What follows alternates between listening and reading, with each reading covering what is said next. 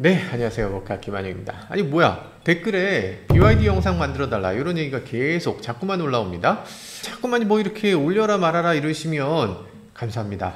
감사합니다. 관심 가져주시면 좋죠 뭐. 사실 제가 BYD에 대해서 그렇게 좋은 점을 얘기했나 싶긴 한데, 어쨌든 중국에 대해서 좀 객관적으로 말씀을 드리다 보니까 이 BYD 요즘 들어서 부정적인 얘기들 많이 나오는데, 그리고 심지어는 BYD가 제2의 헝다가 된다 뭐 이런 얘기도 나오는데, 그 아니지 중국 전체의 전기차 산업이 다 망할 거다 이런 영상도 엄청 많잖아요. 그래서 아마 요청을 많이 해주시는 것 같습니다. 그러면 이런 상황에서 저희는 어떻게 해야 되나? 맞습니다. 중국 전기차 망합니다. 중국 전기차 쓰레기예요. 역시 K자동차가 짱짱맨입니다. 뭐 이러면서 영상을 만들면 당연히 조회수 달달하겠죠. 댓글도 아주 시원시원하게 역시 할 소리 하는구나 이렇게 나올 것 같아요. 그런데 그게 정말일까? 근데 만약에 BYD 망하는 게 너무나 확실하다면 숏 포지션 잡으시면 되죠. 그러면 돈을 엄청 벌 수 있을 거잖아요. 그런데 그렇게 하시나? 안 하죠. 지금 맥커리라든지 해외 주식 컨설팅 업체들 보면 BYD에 대해서 주식 전망을 강력 매수라고 내세우기도 하고, 그리고 주가 전망에 대해서도 상향 조정을 했습니다. BYD 좀 망했으면 좋겠다 그런 마음은 저도 있어요. 저도 BYD 그냥 이대로 망해버렸으면 좋겠다 이런 생각을 가끔 합니다. 그런데 현실에 베팅해야죠. 이거 잘못된 정보에다가 그냥 내 희망회로에다가 베팅할 수는 없잖아요. 지금 인터넷에 수많은 정보들이 있을 텐데, 많은 분들이 요청하시는 게 있습니다. 야, BYD 망하냐 아니냐 이거 네가 빨리 말해라 이렇게 얘기하시는데, 이건 조금 유치해요. 그래서 저는 지금 팩트를 말씀드릴 테니까 이 팩트를 보고서 최종적인 판단은 여러분들이 하시면 되는 겁니다. BYD 망한다고 해도 저는 아무 상관이 없어요. BYD가 흥한다고 해도 아무 상관 없습니다. 저는 어쨌든 좋은 자동차 회사가 많아지면 좋겠어요. 자, 그럼 살펴보도록 하죠. BYD가 제2의 헝다가 될 것이다. 이 주장은 맞을까? 일단 중국의 자동차 사장이 얘기한 거잖아요. 갑자기 인터뷰를 통해서 중국에는 헝다 같은 전기차 회사가 있는데 아직 드러나지 않았을 뿐이다. 지금 자동차 회사가 갑자기 무너질 수 있게 될 것이다. 정말 어려움에 처해 있다. 이런 얘기를 한 겁니다. 그런데 그 CEO께서 정말 BYD를 콕 짚어서 얘기하진 않았어요. 근데 인터넷에서 댓글들이 뭡니까? BYD는 그럴 줄 알았다. 이렇게 얘기가 됐다는 거죠. 왜 헝다를 그렇게까지 얘기하는 것인가를 살짝 알아봐야 됩니다. 아니, 모카에서 헝다 얘기를 뭐하러 하나요? 하실 수 있는데, 왜냐하면 헝다도 자동차 회사이기 때문에. 그것도 여러분들이 아주 잘 하시는 회사입니다. 사브, 코닉세그 이런 자동차 회사를 인수한 게 바로 헝다였습니다. 그래서 오늘 헝다 얘기를 잠깐 하도록 하겠습니다. 헝다라는 회사 다들 아시죠? 중국의 거대 부동산 업체입니다. 이 회사 크게 망했고 그로 인해서 중국 전체가 휘청거렸다 이 얘기까지는 다들 아실 텐데, 그럼 헝다가 어떤 회사였는지는 아시나? 대부분 모르시는 것 같습니다. 헝다라는 회사는 어떤 회사냐? 쉬자인이라고 하는 이분이 만드셨는데, 이분이 97년에 회사를 만들고 나서 마침 갑자기 중국 정부가 부동산 굴기라는 걸 내세우게 됩니다. 부동산으로 경제를 부흥시켜서 그 돈으로 이 돈이 돌게 하겠다는 거예요. 부동산 사업 더 해. 집도 더 만들어. 중국 너무 낙후됐고 이미지 너무 안 좋아. 새롭게 다 만들어야 돼. 건물 다 새로 지어야 돼. 라고 하면서 부동산 굴기를 내세우게 되죠. 그걸로 인해서 경제도 돌리겠다고 하고요. 실제로 어떻게 됐나? 잘 됐습니다. 부동산을 잘 부양했어요. 그러면서 2000년에 부동산에 열풍이 불어요. 그때 엄청 뜬 회사가 바로 헝다라고 할 수 있습니다. 헝다는 너무너무 잘 나간 나머지 2009년에 홍콩 증권거래소에 상장을 해요. 상장을 하면서 외부 자금을 끌어다 쓰게 됐죠. 갑자기 자본이 증가하게 되면서 중국의 280개 도시에 무려 1300개 이상 부동산을 운영하게 됐다 라는 겁니다. 헝다가 가장 잘 나갈 때 당시는 생수도 만들었습니다. 축구단도 만들었습니다. 자동차도 만들었어요. 등등등을 만들었습니다. 특히 광저우 헝다 축구단은 그 유명한 마르첼로 감독을 영입해서 아시아 챔피언스 리그 우승까지 했습니다. 그때 당시 중국인들이 중국이 드디어 우승하는구나 라고 하면서 얼마나 뻥에 취했겠어.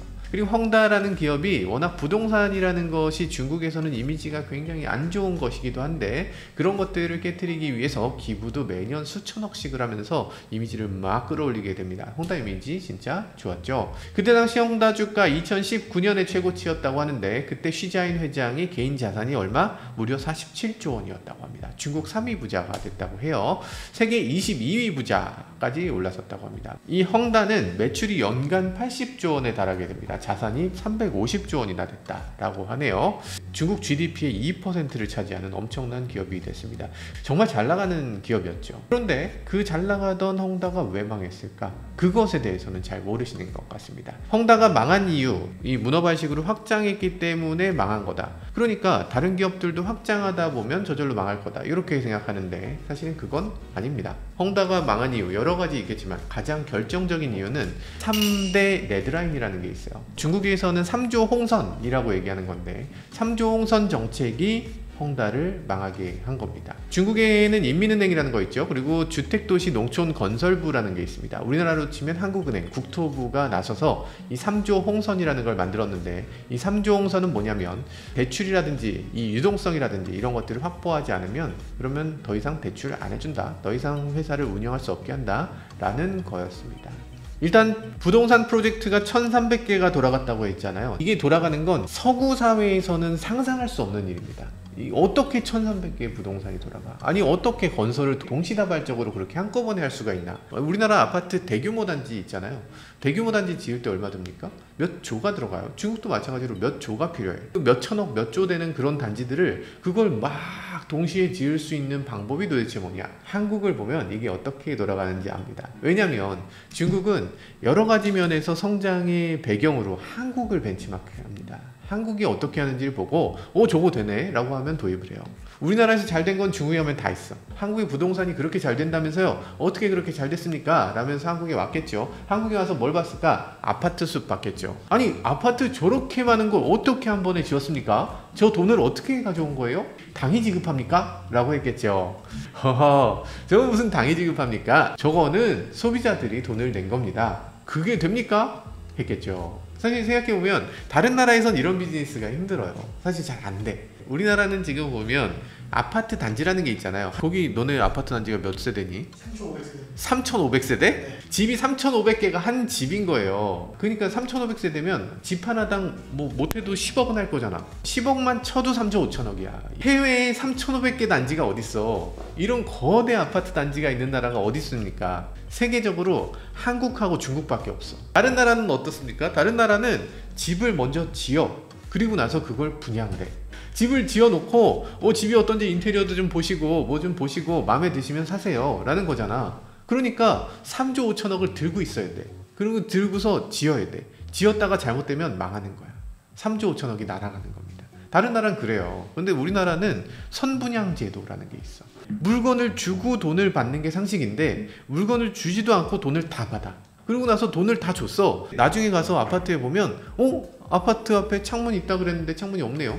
이게 어떻게 될 수 있는 건가? 건설사 입장에서는 손해볼 게 없어. 제품 가격을 다 받고 건설을 했잖아. 손해볼 수가 없는 방식을 우리나라는 채택하고 있다. 내 돈은 한 푼도 쓰지 않고 남의 돈으로 선불을 받아서 제품을 만들어. 수조원 규모를. 그게 한국에서 됐고 중국이 이걸 도입합니다. 당연히 성공적으로 단지를 쫙쫙쫙쫙 짓죠. 부동산 가격은 계속 올라가니까 이 집주인 입장에서도 돈을 먼저 주는 게 조금 불합리하긴 한데 근데 어쨌든 내가 10억을 주고 집을 샀으면 15억 되잖아. 뭐 집값은 올랐으니까 괜찮아 라고 하죠. 그러다 보니까 어떻게 됩니까? 처음에는 1억짜리 집을 공급해요. 그 다음에 2억짜리 집 공급합니다. 3억짜리 집 공급해요. 안 그러면은 1억짜리 집 산 사람이 뭐라고 하잖아. 주변 집을 점점점 높여서 공급을 하게 됩니다. 계속 더 비싼 분양을 하게 돼요. 그때 당시 중국에서는 어떻게 됐습니까? 중국은 해외 주식을 투자하지 못하게 돼 있어. 그러면 어디다 투자해? 중국 내부의 주식? 중국 내부 주식은 막 요동칩니다. 상대적으로 부동산은 안정적인 투자다. 이런 얘기가 나오게 되죠. 그런데 그때 당시 중국의 소득 수준이 쭉쭉쭉쭉 올라갔습니다. 쭉쭉쭉 올라가면서 이 돈을 어디다 투자해야 되지? 라는 상황. 그런 상황에서 부동산은 상대적으로 안정적이죠. 가계 자산의 70%를 다 부동산에 넣는 게 상식처럼 돼 있었습니다. 사람들은 돈을 마구마구 집어넣고 헝다 입장에서는 집값을 더 올리기 위해서 성공적인 부동산 프로젝트를 더 많이 기획하고 더 많이 진행하게 됩니다.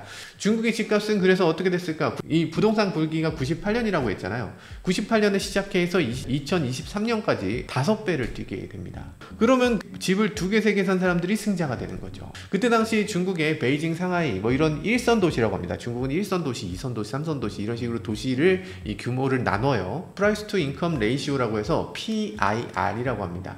이게 중국에서 그 당시 1선 도시에서는 20배에서 30배까지도 올라갔다고 합니다. 세계에서 가장 높은 수준이 돼버리고 맙니다. 이게 말이 되는 건가? 중국의 젊은 층이 당연히 좌절감을 느끼면서 얘기를 하게 되죠. 아니, 우리가 매년 버는 돈을 꼬박꼬박 정말 한 푼도 안 쓰고 저축해도 20년을 벌어야지 집을 살 수 있어. 우리는 대체 집을 어떻게 사라는 얘기냐? 라고 하면서 들고 일어나게 되죠. 그때 당시가 2022년, 2023년 그때 당시 서울의 PIR은 15.2배? 서울은 제가 잘 모르겠어요. 서울은 잘 모르겠는데 서울의 연봉 대비 집값이 뉴욕보다도 높다고 하죠. 그러니까 15년 동안 돈을 한 푼도 안 쓰고 벌어야 간신히 서울에서 집을 살 수 있게 된다. 런던보다는 조금 낫다고 해요, 서울. 야, 근데 만만치가 않다. 아무튼 근데 다른 자본주의 국가들은 이런 것들에 대해서 노력은 하지만 어떻게 해결이 안 되잖아. 근데 중국이잖아요. 공산당이잖아.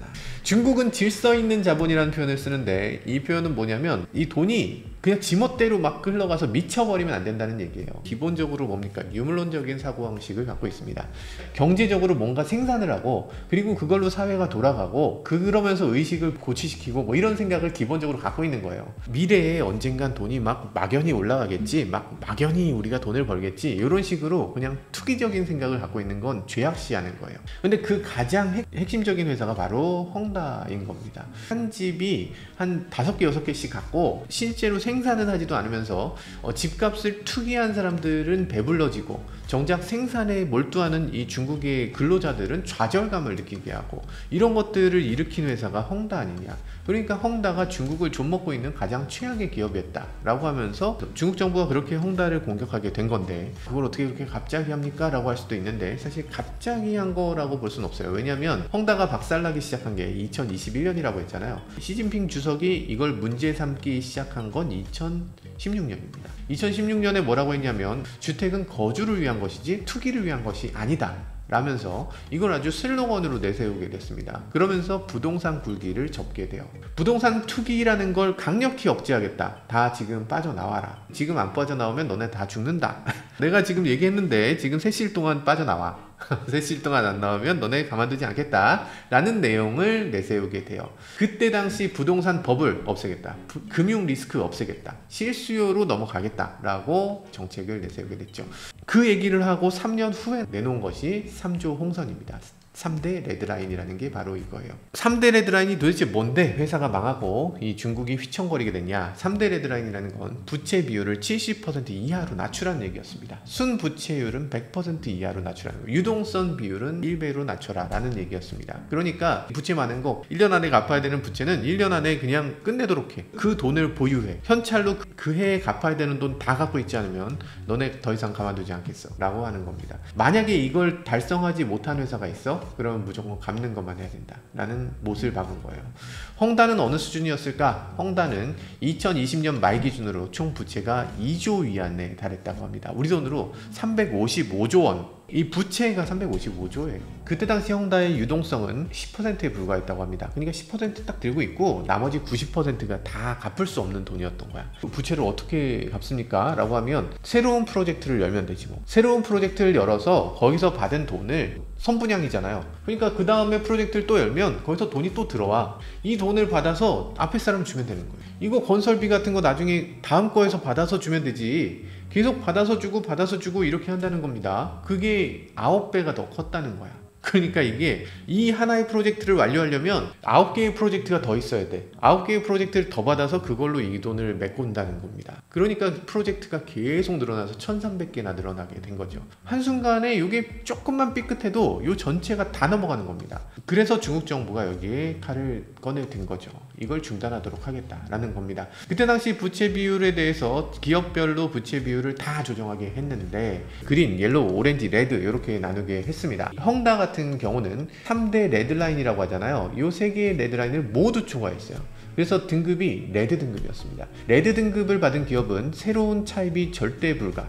기존의 부채를 무조건 상환해라 라는 식으로 만들어지게 됐어요. 근데 아까 말씀드렸다시피 상환할 돈이 없죠. 새로운 프로젝트를 못 열게 하니까 기존 부채를 막아낼 방법이 없고 당연히 2024년 1월 29일에 파산을 하게 됩니다. 자, 그래서 헝다가 파산하면서 중국 부동산은 완전히 망한 건가? 근데 정말 모두가 망했나 하면 당연히 그런 건 아니고 지금 중국은 국영기업 폴리부동산이라고 있습니다. 차이나 반케라고 있어요. 이 회사들은 국영기업입니다. 중국의 국영기업이 1위, 2위를 차지하고 있고 매출은 각각 66조 원 정도 됩니다. 지금 헝다가 잘 나갈 때 80조 원 수준이었다고 했잖아요. 그러니까 그 정도 수준으로 막 엄청난 건 아니지만 그래도 중국이 어느 정도 돌아는 가도록 하고 있다.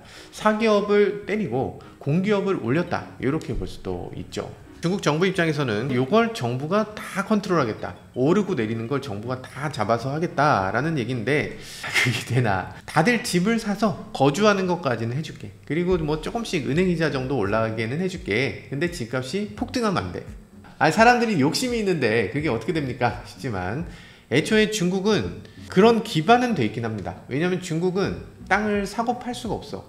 여러분들이 아파트를 샀다고 해도 그 아파트에 땅을 산 건 아니에요. 이 토지가 공개념으로 되어 있습니다. 공산주의라서 이 땅을 사고 파는 것에 대해서 죄악시하는 게 있어요. 중국 헌법으로 중국의 농촌 토지는 농민들이 공동으로 소유하게 합니다. 마을이 공동 소유해. 도시 토지는 베이징이라든지 상하이라든지 이런 데의 토지는 국가가 소유합니다. 우리는 사실 납득이 잘 안 되죠. 내가 만약에 중국에 집을 샀다면 그건 중국의 집을 산 게 아니고 사용권을 산 겁니다. 사용권이라는 거 요거 좀 애매한데, 중국의 사용권은 주거용 같은 경우는 뭐 20년에서 뭐 많게는 최대 70년, 지금 70년짜리 사용권을 사고 팔고 하면서 부동산에 이 난리가 난 거죠.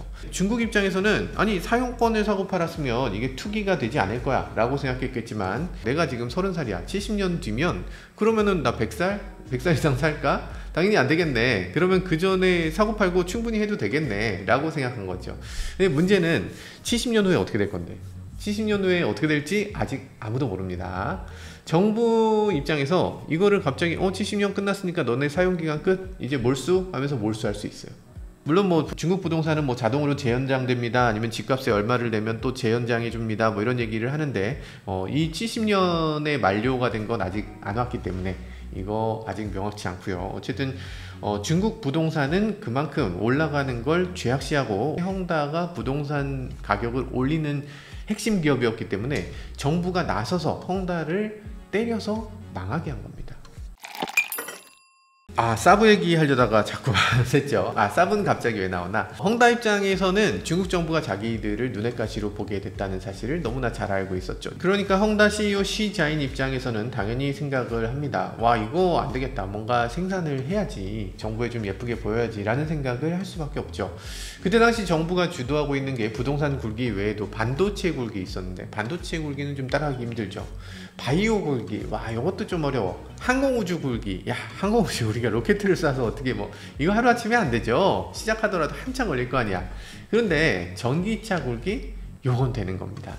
정부가 이 BYD에 대해서 굉장히 긍정적으로 봤어요. 와, BYD 착하다. 너네 이렇게 배터리만 만들던 회사에서 이렇게 발전해서 자동차까지 만들고, 와 지리자동차 너네는 냉장고나 세탁기 만들던 회사가 갑자기 볼보를 사와서 이 자동차를 가지고서 대박을 만드네. 와, 해외 수출까지 하네. 와, 중국의 기술력을 키웠네. 중국의 위상을 드높였네. 와 하면서 칭찬을 하게 됩니다. 잘한다 잘한다 하니까 그러면 우리 헝다도 이런 거 할 수 있어요 라면서 추진한 게 전기차입니다. 그때 당시 헝다는 뭘 샀나? 스웨덴의 사브를 샀죠. 사브는 아시겠지만 이렇게 생긴 차입니다. 스웨덴의 회사가 양대산맥이 이렇게 두 가지가 있었는데, 하나는 사브, 하나는 볼보였어요. 볼보가 굉장히 잘 나가던 회사를 중국의 지리자동차가 사서 이렇게 대박을 터뜨렸으니까 당연히 이제는 사브를 사보자 라는 생각을 하게 되죠. 근데 사브는 볼보와 다른 결정적인 차이가 있었습니다. 뭐냐면 볼보는 자동차 잘 만들죠. 중장비 잘 만듭니다. 볼보 브랜드의 자동차를 계속 만들겠습니다 라고 했을 때 별 문제가 없었죠. 오케이 그러세요 라고 할 수 있습니다. 근데 사브는 복잡해. 사브는 자동차죠, 그리고 비행기고, 그리고 방산산업입니다. 사브는 전투기 메이커예요. 2차 대전 때 전투기를 계속 공급하던 회사가 사브예요. 지금 그 사브는 자동차 회사는 비록 망했지만 방산산업은 너무 잘 나갑니다.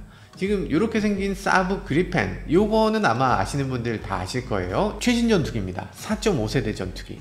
5세대 전투기는 아니지만 같은 5세대 F-35보다 월등히 저렴하고 같은 세대 4.5세대 유로파이터보다도 훨씬 저렴해서 그래서 스웨덴 주력기로 사용되기도 하고, 그리고 미국이나 러시아에 의존하지 않는 나라들, 이런 나라들은 필수적으로 고려하는 전투기가 바로 그리펜입니다. 또 만드는 게 있어요. 잠수함 만듭니다. 그리고 기린, 지레프라고 하는 이런 레이더 시스템도 만들어요. 미사일도 만듭니다. 미사일스. 전자전 시스템, 이런 것들을 만들어요. 상대방을 전파 교란하는 거, 이런 것들도 사브에서 나옵니다. 그러다 보니까 사브는 방산이 정말 중요한데, 이 사브의 브랜드를 이 방산 쪽이 갖고 있어. 근데 사브 자동차를 매각하면서 이 자동차랑 같이 이름을 쓸 수 있는 권한은 팔지 않았어요. 이 공장하고 R&D 센터와 직원들만 팔았습니다. 그러다 보니까 사브라는 이름, 상표 절대 안 돼, 이건 우리가 써야 돼 라고 하게 됩니다. 그러다 보니까 이 사브라는 이름 대신에 가져온 이름이 NEVS. 이 S는 스웨덴의 약자예요. 내셔널 일렉트릭 비클 스웨덴, 이런 이름인데, 문제는 이 차가 사브인지를 몰라. 자동차 회사를 사면 그 자동차의 기술력을 사는 것도 물론 중요하겠지만 더 중요한 건 브랜드를 사는 거죠. 근데 브랜드를 사오지 못했어.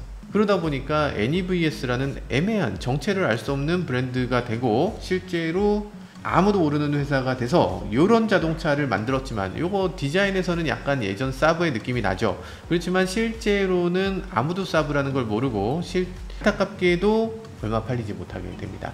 그리고 NEVS, 이 전신 사브인 이 자동차 회사는 기존 사브 자동차를 터키에다 팔기로 계획을 합니다. 계약이 막바지에 접어들었는데, 그런데 안타깝게도 이것도 불발이 되게 됩니다. 왜냐하면 사브 AB가 터키에 파는 것도 불어있기 때문에. 그리고 그 기술력의 상당수는 GM이 갖고 있었는데, 우리 기술을 터키에다 파는 거, 그거 우리가 허용하지 않아 라고 하면서 이 기술을 터키로 이전하는 걸 불허합니다. 터키가 원래는 사브 자동차를 가져와서 생산할 계획이었는데 그게 실패하게 되면서 터키는 자체 자동차를 기획하게 됩니다. 그 자동차가 이렇게 생긴 거예요. 토그라고 하는 자동차죠. 예전에 제가 모터쇼에서 직접 보여드리기도 했는데 사실 뭐 생긴 건 좀 중국차처럼 생겼어요. 그래서 지금 자체적인 자동차를 만들었다고 하는데, 아무리 봐도 중국에서 뭔가 OEM 생산한 것 같지만, 요거 안정화되면 터키 자동차 브랜드도 조만간 보시게 될 것 같다. 여튼 결과적으로 헝다는 사브를 인수하고 NEV라는 이름으로 차를 만들었고, 그게 이렇게 생긴 차입니다. 그리고 헝다의 헝치라는 이름의 자동차도 만들게 돼요. 중국에는 홍치라는 브랜드 있잖아요. 근데 그거 아니고 헝치. 콘셉트카가 이렇게 나왔어요. 헝치 1, 헝치 2, 헝치 3, 헝치 4, 헝치 5, 헝치 6, 헝치 7, 헝치 8, 헝치 9까지 다 나왔습니다. 우리는 자동차 이렇게 만들 겁니다 하면서 쫙 내놨는데, 실제로 됐을까? 당연히 안 됐죠. 헝치 5라는 차는 실제로 내놨습니다. 내놨는데 디자인은 뭐 멀쩡하긴 한데 어떻게 이렇게 갑자기 멀쩡한 차를 내놨나 하고 다들 놀라기도 했죠. 어떻게 내놨나 보니까 롤스로이스 디자이너 앤더스 워밍을 데려왔어요. 앤더스 워밍이라고 하면 굉장히 유명한 사람이에요. BMW X3 2세대 디자인하기도 하고 5 시리즈 디자인하고 6 시리즈 디자인하고 그 유명한 디자이너입니다.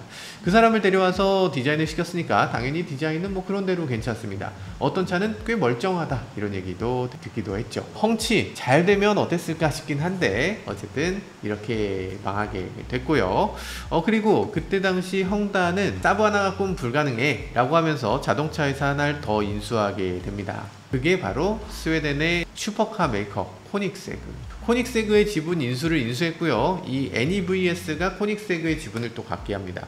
그래서 코닉세그가 실제로 생산이라든지 이런 것들을 쉽게 할 수 없는 상황. 코닉세그 사람 이름인 거 아시죠? 우리나라 제네시스에 있던 이 샤샤라고 하는 디자이너도 거기로 갔죠. 근데 바로 옆에 스웨덴의 자동차 메이커 이 사브를 인수했으니까 이 사브를 가지고 이 코닉세그를 함께 투자하게 되면, 그럼 이 코닉세그의 자동차를 대량 생산으로 할 수 있는 이런 기술적 기반도 되고 이런 테스트 트랙도 갖고 생산 공장도 갖고, 그러면서 코닉세그를 훨씬 더 키울 수 있을 것이다 라는 생각으로 지분 일부를 인수하게 됩니다. 그러면 여기까지를 봤을 때 이게 어떤 제스처입니까? 투기만 조장하는 회사가 아니고 앞으로 부동산은 좀 줄이고, 우린 자본이 있잖아요. 이 자본 가지고 전기차 회사를 세계 최대 전기차 회사로 만들게 되면, 그럼 이 회사가 생산도 하고 수출도 하고 전 세계에서 두각을 드러내는 회사가 되겠습니다. 중국의 위상을 드높이겠습니다. 지금은 비록 우리가 부채가 크지만 요거 잠깐만 봐주세요 라고 얘기했던 건데,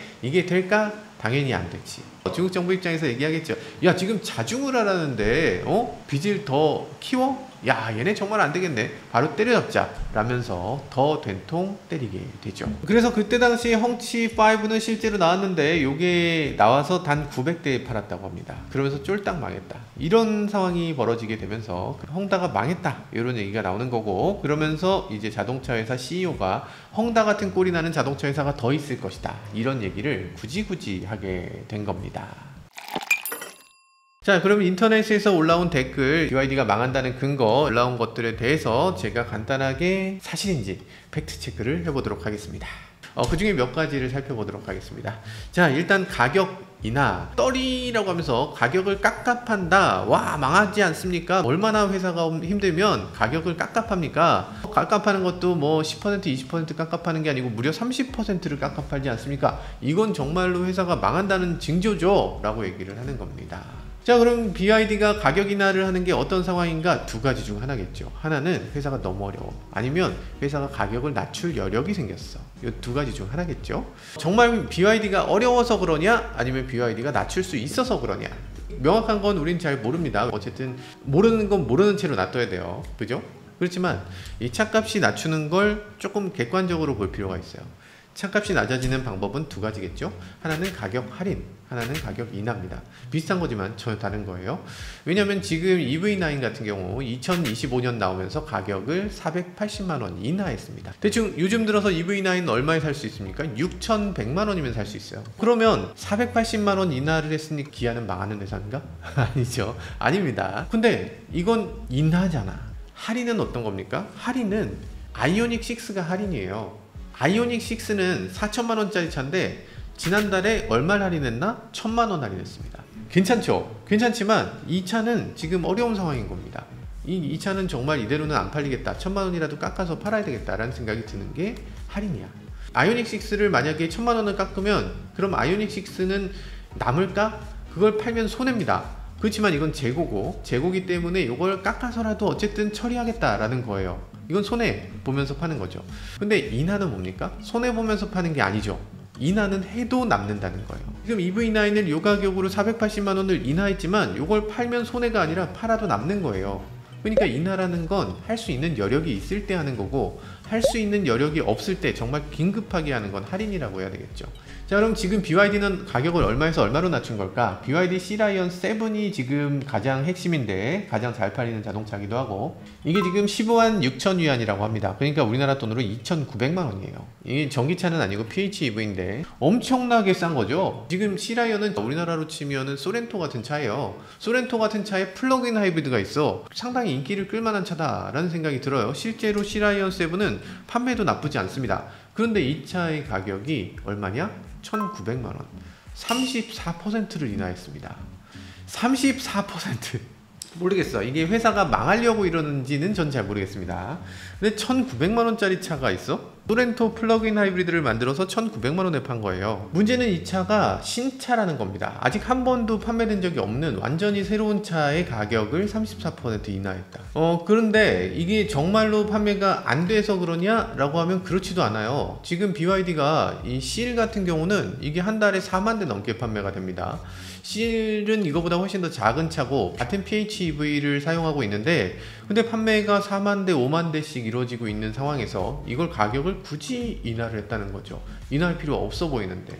그러니까 이거는 사실상 자기네들이 더 팔겠다는 것보다 상대를 죽이겠다는 생각이 강한 거죠. 그러니까 당연히 경쟁사에서 대뜸 나온 겁니다. 와씨, 이게 이런 식으로 하면 자동차 회사도 다 망한다 라고 얘기를 할 수밖에 없는 거죠. 그리고 중국 정부에서도 나섰습니다. 너네 좀 모여봐. 너도 나도 가격 인하라면 이러다 다 죽어. 너네 미친 거 아니냐? 왜 이렇게까지 가격 인하를 해? 받을 거 받고 해! 라고 하면서 가격 인하 경쟁을 좀 자제하라, 이렇게 얘기를 하기도 했죠.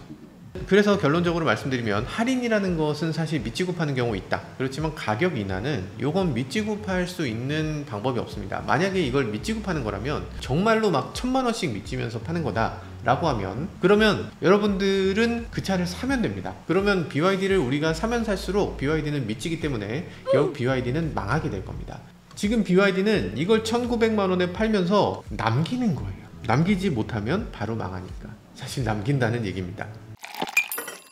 댓글에 나오는 두 번째 이야기 이런 거 있습니다. 오래된 차를 미완공 건물에 숨겼다가 정부에 적발됐다 이런 얘기를 했는데요. 그런가요? 정말 그런가요? X나 뭐 이런 데서 많이 올라왔어요. 이게 오래된 차를 야외에 방치했다 뭐 이런 것들은 꽤 있죠. 그런 영상도 봤고 사진도 봤습니다. 그런데 건물에다 집어넣었다 이건 사실은 아닌 것 같아요. 지금 BYD가 몇 대 팝니까? 연간 400만 대 팝니다. 400만 대 중에 5,000대 세워 0.1%를 숨기기 위해서 어떤 건물을 빌려가지고 거기다가 막 집어넣는다. 차를 만약에 산이나 뭐 들판이나 이런 데다 갖다 버려, 그건 조금 좀 말이 되는 것 같아. 아니면 폐차를 해. 막 폐차를 하면 그러면 뭔가 될 수 있을 것 같은데 400만 대 규모를 어디다 숨겨? 자동차라는 건 다른 어떤 물건하고 다릅니다. 여러분들 뭐 스마트폰 같은 건 어디다가 폐기할 수 있지, 자동차는 어디다가 놔둘 수가 없어. 그 공간이 어마어마하게 들어갑니다. 어딘가 처박아 놓겠죠. 그렇지만 전체 비율로 따지면 너무나 적은 비율이다. 신차를 중고차로 바로 넘겼다, 요건 사실일까? 사실이죠.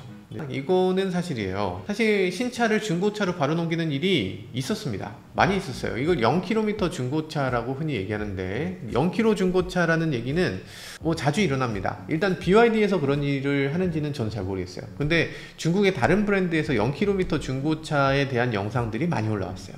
중국에서의 톱 클래스 브랜드들이 몇 개가 있고 한 10개 정도가 있다고 치면, 이 10개 중에서도 약간 뒷부분에 있는 회사들, 이런 회사들은 차를 처리할 방법이 없는 경우가 있어요. 딜러십이 부족해. 결국에는 중고차로라도 빨리 넘겼으면 좋겠어, 이런 상황이 발생할 수 있죠. 그러면 그것도 계속됐을 때 자동차 회사가 영속할 수 있나? 이거 중고차로 계속 떠넘기면서 우리는 수치 부풀리기만 했어요, 우리는 계속 살아남을 거예요 라고 할 수 있을까? 자동차는 기껏 해봐야 5%에서 10% 남기는 거야. 많이 남으면 15% 정도 남을 수 있어요. 왜냐면 자동차 회사 영업이익이 얼마라고 매년 나오잖아요. 매년 나오는 영업이익이 현대차가 정말 높은데 그게 7, 8%입니다. 정말 높아서 10%를 넘기는 회사가 없어. 그냥 대충 7, 8%면 진짜 잘하는 거예요. 자동차 하나를 만들 때 자동차의 원가가 굉장히 높은 겁니다. 자동차 하나를 만드는 원가가 대충 만약에 2천만 원짜리 차라면 1,000만 원 이상이 원가예요. 어딘가 10,000대를 자동차를 숨겼다면 그럼 1,000억이 들어가는 거예요. 원가가 1,000억 들어가는 차를 어떻게 중고차에 떨이로 넘겨? 그것도 쉽지 않은 일입니다. 그러면 0km 중고차는 실제로 존재하는데 그건 뭡니까? 사실 현대기아도 그런 일이 있어요. 특정 차종 생산이 넘치는 경우도 있습니다. 소비자가 인수 거부를 해도 그게 어떻게 됩니까? 그거 폐차합니까? 아니에요. 그거 중고차로 넘어가게 됩니다. 불량이 있으면 그거 중고차로 넘어가요. 소비자한테 인수하는 과정에서 중간에 사고 나잖아요. 그거 수리해서 중고차로 갑니다. 시승차, 자동차 회사가 시승하잖아요. 그거 새 차로 갑니까? 아니에요. 그것도 중고차로 갑니다. 시승에 전혀 사용되지 않은 0km 차나 전시차도 중고차로 넘어가는 경우가 상당히 있습니다. 0km 중고차가 존재한다는 건 맞지만 그게 회사가 망하는 조짐이 되느냐? 그건 사실은 아닌 것 같습니다. BYD 매장 폐쇄가 속출하고 있다, 이런 식의 얘기들이 있었죠. 일부는 맞습니다. 그러면 요거를 한번 알아봐야 됩니다. 얘기가 자꾸 길어지네. 현대차 같은 경우는 어떻게 되어 있습니까? 지점이 있고 대리점이 있죠. 똑같은 거 아닙니까 하실 텐데, 지점은 현대차가 운영하는 거예요. 대리점은 현대차가 운영하는 게 아니죠. 우리나라는 딜러하고는 조금 다르지만 어쨌든 다른 기업이 운영하고 있는 현대차 매장이 있습니다. 수입차 같은 경우는 원래 그렇게 돼 있죠. BYD 같은 경우도 마찬가지로 딜러가 있습니다. 전 세계 자동차 회사들은 다 딜러가 있어요. 직접 자동차를 판매하는 자동차 회사가 오히려 몇 없습니다. 중국 BYD에 딜러가 있었는데 그 딜러가 몇 개냐? 3,500개 정도의 매장이 있고요. 그 중에 1,500개 정도의 딜러사가 있는데 그 중에서 2개의 딜러사가 문을 닫게 되었습니다. 첸청그룹, 칭치그룹 이렇게 2개의 회사가 파산하게 됐다고 하는데요. 그 중에 첸청그룹은 파산하게 되면서 20개의 대리점이 폐쇄되고 1,000여 명의 소비자가 피해를 입었다, 이런 보도가 나오게 됐죠. 이게 무슨 얘기인지 조금 더 깊이 있게 보셔야 되겠죠. 이게 무슨 얘기냐면 산둥성에 있는 BYD의 매장 20개를 운영하던 딜러 그룹이었습니다. 그런데 이 매장이 갑자기 문을 닫고 직원의 급여를 체불하게 되고 고객 서비스를 중단하게 됐습니다. 그냥 파산한 거예요. 회사가 망했으니까 이거 환불도 안 된다, 이런 얘기가 나오는데 와, 이게 말이 되는 건가 싶은 생각이 들죠. 어떤 사람들은 600억을 들고 튀었다, 이런 댓글도 하시던데 그 600억은 도대체 어디서 나온 숫자인가 또 한번 보니까 이게 1,000대 규모라고 하잖아요. 1,000대 규모면 소비자 자동차도 있고 그리고 건설 장비도 있고 보험도 있고 뭐 등등등 해서 소비자가를 다 더하면 대충 600억 되지 않을까 이런 얘기인 것 같아요. 근데 자동차를 우리가 계약하고 차를 못 받은 사람들 얘기잖아요. 계약을 했다고 차값을 다 내는 건 아니죠. 계약금을 뜯긴 거고 그 계약금도 심각한 문제고 이것도 어떻게든 BYD가 보상해야 되겠지만 어쨌든 그때 소비자가 전체를 더해서 600억 들고 튀었습니다 이렇게 얘기하는 건 조금 잘못된 것 같다. 계약금을 받은 상태로 회사가 폐업해버렸다 라는 얘기죠. 그러면 딜러들이 망하는 상황이 속출하고 있는가 연달아 망하고 있는가를 봐야 되겠죠. 지금 상치그룹이라고 하는 회사가 같이 망했다 라니까 그러면 딜러가 하나도 아니고 둘이 망했으니까 이거 딜러들이 연달아 망한 거 맞고 딜러들 폐업이 속출하고 있군요 라고 얘기하실 수 있는데, 사실 상치그룹이라는 회사는 계약이 몇 개가 요번에 문제가 됐나? 60개 계약 60개라고 합니다. 지금 검색해보면 매장 수가 4개 있었다고 합니다. 매장 수 4개? 많다면 많은 건데 딜러사 2개가 문을 닫은 게 이게 심각한 문제가 되나. 지금 BYD 전시장이 3,600개 700개 뭐 이렇다고 하잖아요. 그런데 그 중에 지금 매장이 20개 문 닫고 딜러사가 1,700개 정도 된다고 하는데 그 중에 2개가 문 닫은 게 정말 큰 문제가 될까. 일단 폐업이 속출한다 이 얘기는 아니지 싶어요. 그런데 문제는 굉장히 어려운 상황이다 이것만큼은 맞는 것 같습니다. 아니 그래도 딜러가 망한다는 게 말이 안 되는 거 아닙니까? 말이 됩니다. 우리나라도 수입차 회사들 보면 굉장히 잘 나가는 수입차 회사들 많잖아요. 뭐 벤츠, BMW 이런 회사들. 그런 수입사는 잘 돌아가는데 그걸 판매하는 딜러사는 망하는 경우가 많이 있어요. 일단 자동차 딜러 체제에는 여러분들이 좀 이해를 하셔야 될 부분이 있습니다. 여러분들은 자동차의 가격이 정해진 가격이라고 생각하지만 꼭 그렇지가 않아요. 딜러사는 그 가격을 조정할 수 있는 권한이 있습니다. BMW나 벤츠에 가서 자동차를 살 때 이거 얼마까지 돼요? 하고 한번 얘기를 해보셔야 돼. 얘기를 해보시면 그럼 제가 한 100만원 깎아드리겠습니다. 1000만원 깎아드릴게요. 이런 것들이 있어요. 딜러사가 정해진 가격에 팔아야 되는 거 아닙니까? 라고 하시는 분들도 계신데 정해진 가격에 팔도록 하는 거는 불법이에요. 딜러사는 완전히 다른 회사이기 때문에 이 딜러사한테 얼마에 팔아라 라고 강제할 수가 없습니다. 그게 불공정 거래 행위이기 때문에 이 딜러사는 자기가 출혈을 하더라도 그 가격보다 더 싸게 팔아야 돼. 근데 지금 BYD 딜러가 몇 개라고 했어요? 1,700개라고 했잖아요. 1,700개면 딜러사 입장에서는 내가 딜러인데 바로 옆집에 BYD 딜러 또 있는 거야. 어떻게 먹고 삽니까? 당연히 이거 만만치 않죠. 그냥 무책임하게 딜러를 마구 늘리고 매장을 마구 늘린 그 결과가 이렇게 딜러사 폐업으로 돌아오게 됩니다. 옛날에 우리나라에도 이런 일들이 흔하게 있었습니다. 저만 해도 BMW 살 때 저먼모터스에서 샀어요. 그때 당시 기억하시는 분들 계시겠지만 저먼모터스가 우리나라에서 BMW 넘버원이었습니다. 정말 잘 파는 회사였는데 이 회사가 지금 없죠. 딱히 뭐 옹호하겠다는 게 아니라 이런 일들은 있는 일이다. 지금 BYD가 3,000 몇백 개의 매장을 운영해야 되는 건가?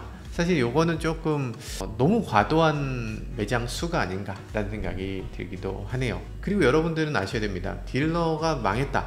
그리고 자동차 제조사가 망했다. 그 둘은 연관관계가 그렇게까지 큰 건 아닙니다. BMW가 제일 잘 나갈 때 저먼모터스는 망했어요. 그래서 BYD 딜러사 폐업 속출한다. 이 얘기는 진실일까 거짓일까? 뭐 반쯤 진실 정도로 해놓죠. 자, 그리고 숨겨진 부채에 대한 얘기가 있습니다. 숨겨진 부채에 대한 얘기가 계속 나오는데 그 근거는 아마 아시겠지만 GMT 리서치에서 BYD 부채에 대해서 얘기를 하면서 부채가 6조 원 정도라고 했지만 실제로는 그 10배는 된다라는 리포트를 냈기 때문이죠. 그 리포트를 전체를 읽어본 사람은 별로 없습니다. 왜냐하면 GMT 리서치의 이 리포트가 유료 리포트예요. 그래서 아주 소수의 사람들만 이걸 접근할 수 있고 그리고 GMT 리서치가 몇 가지를 했는데 그 몇 가지의 리포트들이 숏세일을 위한 그런 리포트란 얘기들도 있습니다. 뭐 숏이라는 건 나쁜 건 아니니까요. 일단 GMT 리포트가 이렇게 리포트를 한 근거는 무언가 이걸 볼 필요가 있겠죠. 이 GMT 리포트가 뭐라고 리포트를 했냐면 부채가 숨겨진 부채가 있고 이 숨겨진 부채는 무려 3,240억 위안 우리 돈으로 60조나 된다라고 얘기를 했습니다. 이건 진짜일까? GMT 리포트는 BYD의 부채를 얘기하면서 뭐를 얘기했을까? BYD 디렌이라는 걸 얘기했습니다.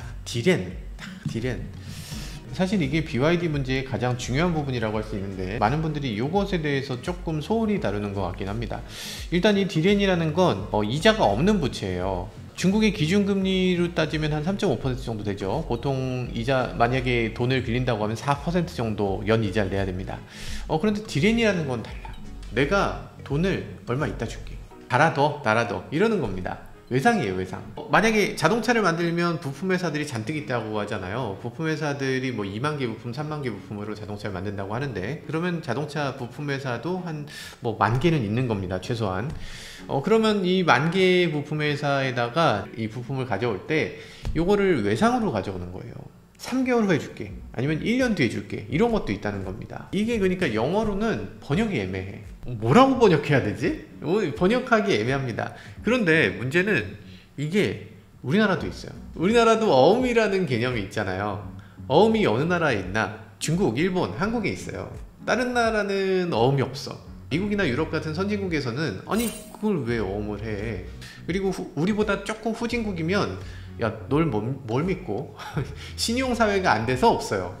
그래서 어음이라는 개념이 있으려면 이게 애매해야 돼. 완전 선진국이어도 안 되고 완전 후진국이어도 안 됩니다. 이 애매한 영역에 있어야 되는데, 그러다 보니까 중국, 우리나라는 이 어음이라는 게 그냥 발달해 있습니다. 그 어음이 BYD 판 어음이라고 할 수 있어요. 어음은 우리나라는 어쨌든 페이퍼로 하는 거잖아. 근데 BYD는 페이퍼는 아니고 전자적으로 하긴 하는데 사실상 어음이야. BYD가 발행하는 BYD 전용 어음. 이 서방 언론에서는 깜짝 놀랐죠. 아니 숨겨진 부채가 있어? 아니 그러면 분식 회계한 거 아니야? 라고 얘기하게 되는 거죠. 그렇게 치면 우리나라도 비슷해. 우리나라 현대기아 포함해서 뭐 삼성이나 LG나 뭐 우리나라의 모든 대기업들이 다 어음을 씁니다. 근데 현대차 어음은 만기가 좀 짧죠. 보통은 현대차는 60일이면 어음 만료. 근데 BYD 같은 경우는 30일에서 보통 1년짜리가 되게 많았다는 거예요. 모든 부품을 다 1년 후에 줄게 라고 외상으로 다 가져왔으니까. 그러니까 요 전체를 다 부채로 삼으면 자동차를 400만 대 만드는데 400만 대어치 부품이 1년 동안 묶여 있으니까 그 돈이 어마어마하게 크지 않냐 라는 얘기를 하는 겁니다. 크죠? 엄청나게 크죠? 그리고 부품회사 입장에서도 죽을 맛이죠. 아니 부품회사 입장에서는 내가 왜 이거 1년짜리 어음을 받고서 물건을 줘야 되냐, 이거 문제 많다 라고 얘기할 수밖에 없죠. 그리고 BYD 입장에서 부품사에 자꾸만 우리 고통스러우니까 너네도 고통을 감내해야 돼 이러면서 고통을 감내하자고 자꾸만 하는데, 그거에 대해서 부품사가 왜 감내를 해야 되냐는 거죠. 그러다 보니까 정부에서 이거 가만 보고 있지 않겠다, 앞으로 이거 단속하겠다 라고 칼을 빼들기도 했습니다. BYD가 지금 3개월에서 1년 어음 낸다고 했잖아요. 근데 요거 이제는 앞으로 60일을 초과하지 않겠다 라고 하면서 BYD를 포함해서 자동차 회사 대기업, 그리고 각종 대기업들 18개 회사가 모여서 앞으로는 60일을 초과하지 않고 돈을 지급하도록 하겠다 라고 선언을 했다고 합니다. 그러니까 얘기가 나오게 되는 거죠. 정부에서 갑자기 칼을 내빼들었어. 그러면 헝다가 그때 바로 가셨는데 그럼 이대로 BYD도 헝다처럼 가는 건가요? 라고 얘기를 하는 거죠. 진짜 그럴까? 지금 헝다하고 비교하면 헝다는 지금 총 부채가 476조 원. 와, BYD는 총 부채가 112조 원. 그러니까 지금 숨겨진 부채라고 말하는 이 어음까지 다 포함해서예요. 그러면 지금 BYD가 4분의 1 정도, 그래도 BYD도 상당히 부채가 높은 거네 라고 생각되는데, 근데 이자를 부담해야 되는 부채는 헝다는 123조 원인데 BYD는 5조 원에 불과하다고 합니다. 사실 차이가 많이 나죠. 그리고 현금 보유액을 놓고 보면 헝다 같은 경우는 현금 보유가 사실상 거의 없던 회사인데 BYD 같은 경우는 현금 보유액이 30조가 넘습니다. 그러니까 사실상 이자 부담을 해야 되는 5조가 그렇게까지 큰 금액은 아닌 거죠. 그러니까 BYD의 부채를 빨리 갚아라 라고 한다고 BYD가 갑자기 어려워질 가능성은 그렇게 높지 않다라는 겁니다. 뭐 경쟁사하고 비교해도 비슷합니다. 부채 비율을 아무리 크게 잡아도 지금 뭐 경쟁사들, 뭐 한국에 있는 회사든 미국에 있는 회사든 이런 회사들하고 비교했을 때 크게 높지 않고 오히려 적은 편이다 라면서 BYD는 반박문을 내기도 했어요. 우리가 1년을 꼭 하려던 건 아닌데 그렇게 해야 되면 60일 이내 지급하죠 뭐 라고 BYD가 얘기를 하고 나서부터 갑자기 자동차 회사들의 주가가 상승하게 됩니다.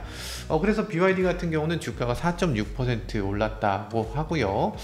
광저우 자동차라든지 둥펑이라든지 FAW 같은 경우도 주가가 다시 어느 정도 올라온 걸 볼 수가 있습니다. 그래서 지금 주가가 많이 떨어졌냐? 6개월 동안 BYD의 주가가 얼마나 떨어졌는지를 살펴보면 올랐네. 24.6% 올랐네요. 주가가 어느 정도 부양되고 있다, 이렇게 월스트리트저널에 나오고 있는데요. 월스트리트저널만 봐서는 안 되겠죠. 당연히 HSBC 뭐 아니면 investing.com 이런 것들도 많이 보실 텐데, 이거 보면 뭐라고 되어 있나? 스트롱 바이로 되어 있습니다. 우리나라로 치면 강력 매수. 모건 스탠리 목표가 상향했고요. 노무라, 제프리스 바이 의견을 유지했고, 그리고 목표가는 상향했네요. 사실 이 정도로 보면 저는 BYD가 진짜 망하는 회사가 맞나 이런 생각이 들어요. BYD가 앞으로 잘할 건지 못할 건지에 대해서 제가 뭐 얼만큼 알겠어요.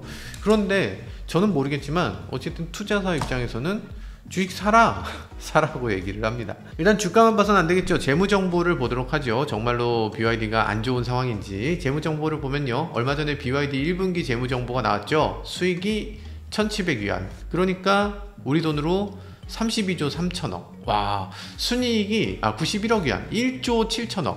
1조 7천억 순이익이면 뭐 엄청나다고 할 수는 없겠지만 수익이 36% 증가한 거고 순이익이 100% 증가한 겁니다. 이익률이 5.47%. 현대기아는 이거보다 훨씬 잘하죠. 현대기아에 비할 바는 아닌데 지금 이걸 보고서 망하는 그래프다라고 할 수는 없겠죠. 현대기아의 재무정보를 살짝 보면요, 현대는 지금 수익이 44조죠. 그러니까 BYD보다 12조나 더 높다. 그런데 기아는 수익이 28조입니다. 그러니까 BYD보다 4조 정도 낮아요. BYD가 기아보다 수익이 높다. 물론 기아는 현대차의 많은 부분을 쉐어하고, 그러다 보니까 기아는 자동차만 딱 떼서 놓는 거고, BYD는 자동차만 놓고 보는 게 아니고 배터리도 하고 파워트레인도 하고 기술 제휴도 하고 온갖 것도 다 하는 회사지만, 적어도 이 재무를 놓고 봤을 때 이건 망하는 회사의 재무 정보는 아니다 라고 볼 수 있을 것 같습니다. 그런데 이런 얘기 나오면 꼭 하시는 말씀이 있습니다. 중국의 재무제표를 어떻게 믿냐? 맞습니다. 맞아요. 맞는데 그렇게 생각하면서 보더라도 주식의 그 애널리스트들, 각국의 전문가들, 이런 사람들의 말을 믿어보면 어떨까? 제가 뭐 BYD 잘 된다고 제가 좋을 게 없잖아요. 떨어진다고 해도 좋을 거 없고 올라간다고 해도 좋을 거 없는데, 만약에 여러분들이 지금 그 둘 중에 하나를 투자해야 된다면 그래도 인터넷에 있는 이런 몇 개의 글들이나 유튜버가 하는 말 보지 마시고 이 투자 전문가들의 얘기를 좀 들으셔야 되지 않나, 그런 생각이 들어요. 여튼 그러면 BYD가 도대체 어느 정도 규모의 회사냐, 이것에 대해서도 많이들 모르고 계신 것 같아요. 자동차 회사의 순위를 한번 보도록 할까요? 순위를 바라보는 관점은 여러 가지 있을 겁니다. 이 회사가 얼마나 탄탄한 회사냐, 얼마나 차를 많이 파는 회사냐 등등등 있을 텐데, 자동차 회사를 바라볼 때 흔히 시가총액을 봅니다. 시가총액을 볼 수밖에 없죠. 왜냐하면 그게 자동차 회사의 진짜 가치니까. 그래서 시가총액 기준으로 세계 1위부터 살펴보면요, 세계에서 가장 가치가 높은 회사는 어떤 회사일까? 여러분들이 그렇게 욕하고 여러분들이 그렇게 때리는 테슬라가 세계 넘버원입니다. 1430조 원. 전 세계 2위는 어딜까? 전 세계에서 가장 많은 판매를 거둔다는 토요타입니다. 약 500조 원 정도 됩니다. 테슬라에 비하면 4분의 1인데 그래도 토요타도 상당하죠. 우리가 토요타를 우습게 봐선 절대로 안 됩니다. 자, 그러면 세계 3위는 어딜까? 샤오미야. 샤오미인데 샤오미는 좀 특별한 게 있죠. 왜냐하면 샤오미 자체가 이게 자동차 회사만 있는 게 아니잖아요. 자동차와 가전과 이런 것들이 다 있는 엄청나게 큰 그룹이기 때문에 샤오미가 세계 3위까지 올라설 수 있었던 것 같습니다. 우리나라로 치면은 상상도 못할 일이죠. 사실 우리나라에서 이런 일이 있으면 벌써 분할 상장했어. 샤오미 자동차 있으면 샤오미 자동차 주식회사라고 해서 바로 분할 상장해서 주가 반토막 났겠죠. 근데 어쨌든 중국의 샤오미는 자동차와 가전과 이 소형 기기와 스마트폰과 다 모든 것들을 다 함께하는 그런 회사이기 때문에 이렇게 주가가 높을 수 있었다. 자, 그럼 4위는 어디냐? 4위가 바로 BYD입니다. 200조 원. 아니, 지금 망한다는 회사가 전 세계 4위를 달리고 있다는 게 이게 말이 되는 건가? 망하는 회사 맞나 싶은 생각이 들 수밖에 없죠. 200조 원이라니까요? 200조 원. 자, 그럼 그 밑으로 있는 회사들은 어떤 회사가 있을까? 뭐 찌질한 회사 있겠지? 아닙니다. 그 밑에 페라리 있죠. 그 밑에 벤츠 있습니다. 그 밑에 BMW 있어요. 폭스바겐 있습니다. 마루티 스즈키가 있습니다. 인도 1위 기업이죠. GM 있습니다. 인도 마힌드라 있어요. 포르쉐 있습니다. 포드 있고 혼다 있고, 그 다음이 현대차입니다. 15위.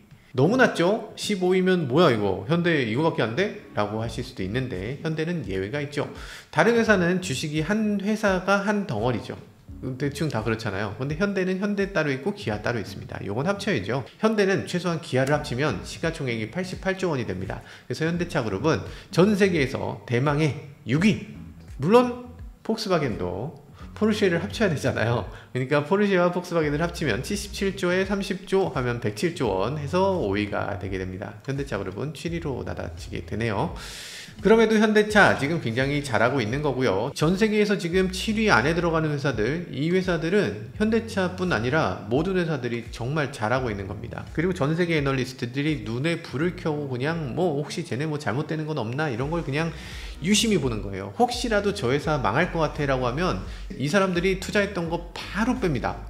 바로 빼고 바로 숏 때려. 이 사람들은 돈이 최고인데 얼마나 열심히 그 회사에 대해서 파겠어요. 정말 열심히 파서 문제가 없다고 생각되니까 투자를 계속 하고 있는 거다. 전문가들이잖아. 그러니까 지금 BYD에 대해서 어려움들이 굉장히 많지만 이걸 정말 심각한 위기라고 단정 짓기는 어렵다라는 상황입니다. 아유, 이게 BYD 얘기하려다가 이게 딴 얘기가 자꾸만 나와서 BYD 얘기를 많이 못 드렸던 거 죄송하고요. 저는 어쨌든 BYD에 대해서 그렇게 긍정적으로 생각하지는 않습니다. BYD에 대해서 좀 부정적인 면이 있어요. 일단 디자인이 제 취향이 아니야. 확실히 그런 것 같고, 디자인 좀 그만해라 제발, 이렇게 말리고 싶은 느낌이 들어요. 그런데 그렇다고 해서 정말 망하나? 라고 하면 그렇지는 또 않은 것 같아요. 지금 판매량을 보면요, 초기에 1000대 예약을 받았다고 하는데 1000대 예약 받은 것 중에 500대 나갔고 그 다음 달 또 500대 나갔습니다. 한 달에 500대씩 나가는 것 같아요. 전체 수입차 중에서 순위가 어느 정도냐? 9위 정도 됩니다. 중국차 과연 한 대라도 팔릴까 싶은 생각이 들었는데 그에 비하면은 그래도 꽤 팔리는 편이다. 일단 언론 보도를 보면 내일 당장 BYD가 망할 것 같은, 우리나라 BYD가 아니라 중국 BYD 본사가 망할 것 같은 그런 기사들이 계속 쏟아지고 있는데 BYD가 망할 수도 있죠. 중국 자동차 회사들 문제는 어제 오늘의 것이 아닙니다. 지금 10년 전부터 중국 자동차 회사들을 보면서 야, 이 회사는 당장 망해도 이상하지가 않다, 이런 얘기를 한 번도 안 한 적이 없습니다. 왜냐하면 정말 치열하기 때문에. 현대기아가 중국에서 8년 전에 어땠습니까? 한 해에 179만 대를 팔았습니다. 중국 시장 한 곳에서. 점유율이 6.4%였어요. 그때 당시 순위가 4위였습니다. 그 상황에 고무돼서 중국의 공장을 8개 지었습니다. 그게 어떻게 됐습니까? 완전 밀렸죠. 지금 한순간에 40만 대로 떨어지게 됐습니다. 179만 대가 40만 대로 떨어졌어요. 지금 중국에서 순위를 셀 수도 없습니다. 공장을 매각해야 되는 상황, 몇 개를 매각했고 앞으로도 더 많이 매각해야 되는 상황이 됐죠. 이거 현대만 그랬을까요? 아닙니다. 모든 자동차 회사들이 다 밀려났습니다. 정말 힘들었어요. 지금 밀려난 게 현대차라고 생각하시는 분들 계신데 사실 현대차입니까? 아니죠. 베이징 현대차입니다. 베이징 현대차라는 게 뭐예요? 베이징 자동차가 50% 들고 있는 거죠. 현대차가 또 50% 들고 있는 겁니다. 50대 50 합작사예요. 우리 기아는 어떻습니까? 기아는 둥펑 위에다 기아입니다. 둥펑하고 위에다 하고 기아가 합작한 회사야. 그런데도 그 회사도 맥을 추지 못하는 상황이다. 그러니까 지금 베이징 자동차 둥펑 위에다 다 어려운 상황이라는 얘기죠. 8년이면은 중국에서는 자동차 회사가 그냥 망하고 흥하는 회사가 완전 180도 뒤집히는 시장이라는 거죠. 지금 그럼 BYD를 비롯해서 엄청 잘 나가는 회사들, 이 회사들 잘 돌아갈까? 제가 장담컨대 8년이면 또 이 중에 절반은 망할 겁니다. 당연히 그렇게 될 수밖에 없는 이유가 있습니다. 왜냐하면 여러 가지 이유가 있지만 이 회사들은 역사가 없어요. BYD는 언제 자동차를 처음 만들었나? 그게 2005년입니다. 처음 자동차 만든 게 20년밖에 안 됐어요. 한 5년 전부터 제대로 된 자동차를 만들기 시작한 거예요. 젊은 사람들이 정말 좋아하는 브랜드로 가면 더합니다. 젊은 사람들이 좋아하는 브랜드, 세계적으로 요즘 핫한 전기차 브랜드는 크게 세 가지를 먼저 꼽죠. 니오, 샤오펑, 리오토 해서 세 가지를 흔히 얘기하는데 이 회사들은 만들어진 게 2014년이야. 10년이 안 됐어. 중국 자동차 회사를 우리 기준에서 봐서는 안 됩니다. 기본적으로 중국 자동차 회사들은 마진이 전혀 없도록 자동차를 만듭니다. 정말 난 미래가 없는 거죠. 내일이 없는 거야. 오늘 살아남아야 돼. 안전망이 전혀 없어. 진짜 치열한 경쟁을 하고 있는, 정말 살얼음 위를 걷는 방식으로 운영이 되고 있고 거기에 직원들을 갈아 넣는 방식으로 운영이 되는 겁니다. 엄청난 적자를 무릅쓰고 투자를 하고 직원을 갈아 넣고 그렇게 해야 사업이 유지가 되고 그렇게 해야 경쟁에서 살아남을 수 있다 라는 게 지금의 중국의 상황입니다. 중국 자동차 회사들 지금 가장 잘 나가는 BYD라도 망해도 하나도 이상하지 않다. 중국의 모든 자동차 회사들이 다 망할 수 있는 상황, 그런 상황을 갖고 있는 거죠. 이제 진짜 결론을 말씀드려야 되겠다. 지금 지난번 영상에서 미국이 정말 알짜배기 자석기업 매그니퀀치라고 하는 회사를 30년 전에 중국에 팔았다. 그런데 그 중국에 팔아치운 게 지금 와서 중국의 히토류의 경쟁력을 키우고 미국이 아직도 히토류에 진출하지 못하게 되는 그런 결정적인 한 방이 됐다라는 거죠. 그때 당시 클린턴은 어땠을까? 클린턴은 정말 무지했던 겁니다. 몰랐던 거예요. 중국이 위협이 될 수 있다는 사실. 그리고 그때 당시 자석 기업을 넘기면 그게 무기가 돼서 돌아온다는 사실. 안보에 정말 중요한 위협이 될 거라는 사실을 전혀 몰랐죠. 그런 걸 아는 게 바로 정보입니다. 그 정보에는 어떤 감정도 들어가서는 안 되겠죠. 중국이 미워? 중국이 싫어? 아니면 중국을 무시해? 그런 것들은 하나도 중요하지 않은 겁니다. 중국이 우방이든 적국이든 그런 것들은 중요하지 않아요. 정보는 제대로 알아야죠. 중국이 위협이 될 수 있다라고 생각하는 것과 중국을 무시하자라는 것 중에 어떤 걸 택해야 우리의 미래는 밝을 것인가? 답은 명확하죠. 예전에 중국이 가전 만든다고 했을 때 우리 어땠습니까? 중국 무시했죠. 아니 다 베껴서 만들겠지. 결국에 금방 고장나겠지 라고 생각했죠. 그런데 지금 어떻습니까? 우리나라 로봇 청소기만 해도 그게 어디 거예요? 다 중국 거죠. 디스플레이 면에서 중국이 막 치고 올라올 때, 가전에서 치고 올라올 때 우리나라 기업들은 우리나라 인력들에 대해서 인력 유출을 그냥 방관했습니다. 뭐 그럴 수 있지 라고 생각했던 것 같아요. 중국이 주는 조건보다 우리가 더 좋은 조건을 제시해서 우리나라 엔지니어들을 보유했어야죠. 딱 잡았어야지. 중국이 올라오지 못하게 계속 장벽을 더 쳤어야지. 더 노력했어야 되지 않았나 하는 생각이 들고요. 중국 자동차 회사들은 어떨까? 중국 자동차 회사들은 이제 자동차를 만든 지 5년, 10년 된 겁니다. 이제 막 자동차 걸음마를 뗐다고 볼 수 있어요. 그런데 걸음마를 뗐는데 이게 심상치가 않은 기운이 느껴지는 거죠. 이런 상황에서 우리가 정말 중국을 무시해도 되나? 당연히 그러면 안 되죠. 과연 중국이 잘 될 수 있을 것인가? 이것에 대해서 우리가 속단하기는 어려운데 우리 현대차도 비슷한 상황 겪었잖아요. 정주영 회장이 예전에 코티나를 만들고 이제 포니를 만들겠다는 그 단계잖아요. 정주영 회장 자서전 시련은 있어도 실패는 없다에 나온 에피소드를 보면 1968년에 현대차 정주영 회장께서 독자 모델을 만들겠다고 포드하고 협상할 때 그때 포드에서는 한국은 자동차 만들 능력이 없다 이렇게 얘기하기도 했고 70년대 미쓰비시는 현대는 자동차를 만드는 건커녕 부품 하나도 제대로 만들 능력이 없다. 그러면서 일본이 50년 동안 기술을 갈고 닦았는데 그걸 한국이 해낼 수 있을 것 같냐? 라고 하면서 폄하했다고 합니다.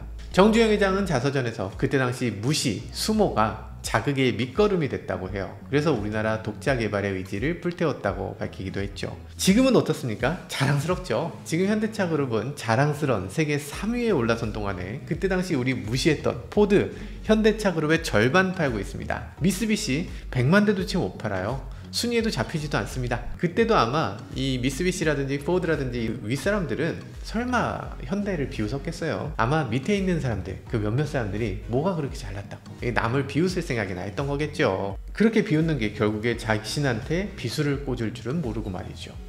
자, 중국에는 지금 그야말로 수많은 기업들이 있습니다. 그 대부분이 창업 1세대입니다. 젊은 사장들이죠. 아직은 그 중에 누가 성공할지는 몰라요. 근데 그 중에 몇 명은 정주영 회장이 될 거고 몇 명은 이병철 회장이 될 겁니다. 지금 우리가 비웃는 동안에 어쩌면 그들이 우리를 추월하는 경우도 있을 겁니다. 중국이 결코 영원히 제대로 된 차를 만들 수 없다. 이렇게 근거 없이 비웃는 거 대체 우리에게 무슨 도움이 될 수 있을까? 지금까지 저는 목화 김한용이었습니다. 감사합니다.